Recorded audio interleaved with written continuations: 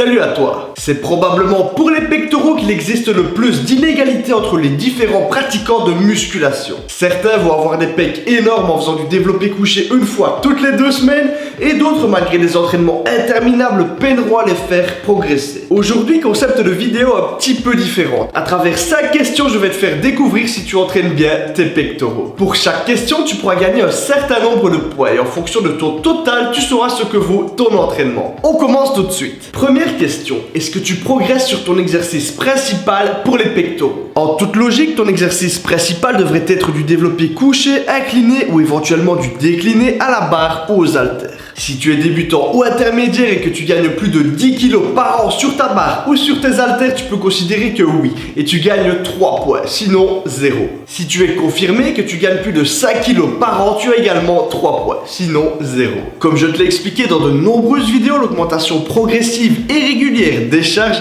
est nécessaire à la prise de muscle. J'explique d'ailleurs comment progresser en charge dans ma vidéo sur les cycles de progression. Deuxième question, est-ce que tu as un exercice où tu parviens à bien congestionner tes pecs? Si oui, tu as 2 points, sinon tu en as 0. Apprendre à recruter un muscle et à le congestionner, d'autant plus si c'est sur un point faible, est très important. C'est ce qui te permettra par la suite de le recruter correctement sur les gros exercices. Troisième question, est-ce que tu travailles ton haut de pec? Si oui, tu as 2 points, sinon 0. On l'oublie souvent, mais avoir un bon haut de pec peut tout de suite faire la différence entre des pecs moyens et des très bons pecs. Comme tu le sais certainement, il s'agit d'une zone très difficile à recruter, mais je t'ai fait une vidéo pour t'expliquer comment y arriver. Question 4. Combien d'exercices fais-tu lors de ta séance pec? Si tu en fais 3 ou 4, tu as 2 points. Si tu en fais moins que 3 ou plus que 4, tu as 0 points. En gros, cette question aussi, c'était surtout pour savoir si tu abuses sur ton nombre d'exercices ou pas. Si jamais tu fais 2 séances pec par semaine, compte uniquement les exercices pour une seule séance. Si par exemple, lors de ta première séance, tu en fais 3 et lors de ta deuxième, tu en fais 2, tu ne comptes que ceux de ta plus grosse séance. Donc, dans ce cas-ci, 3. Cinquième et dernière question, est-ce que lors de tes exercices pectoraux, tu ressens plus tes épaules que tes pecs? Si oui, tu as 0 points, sinon tu en as 1. C'est un problème que beaucoup de pratiquants ont. Lors de leur séance pec, ils ressentent surtout leurs épaules. Encore une fois, on se retrouve face à un problème de recrutement moteur qui pourrait être rattrapé avec différentes méthodes que je t'explique ici. Il est maintenant l'heure de faire les comptes. Tu vas pouvoir additionner tous les points que tu as gagnés. Tu pourras avoir un maximum de 10 et un minimum de 0. Si pour le total des questions, tu as au moins 8 points, bravo, tu entraînes correctement tes pectoraux et tu peux continuer comme ça. Si tu as 6 ou 7 points, il y a du bon dans tes entraînements, mais il serait intéressant de corriger quelques erreurs. Si tu as 5 points, on est tout pile à la limite. Ton entraînement te fait peut-être un petit peu progresser, mais tu ne le rentabilises pas correctement. Si tu as moins de 5 points, c'est qu'il est temps de revoir sérieusement ton entraînement. Mais au moins, tu sais pourquoi tu ne prends pas des pecs et tu sais ce que tu dois faire pour en prendre. Comme tu t'en doutes bien, aucun test n'est parfait et ne pourra regrouper toutes les situations,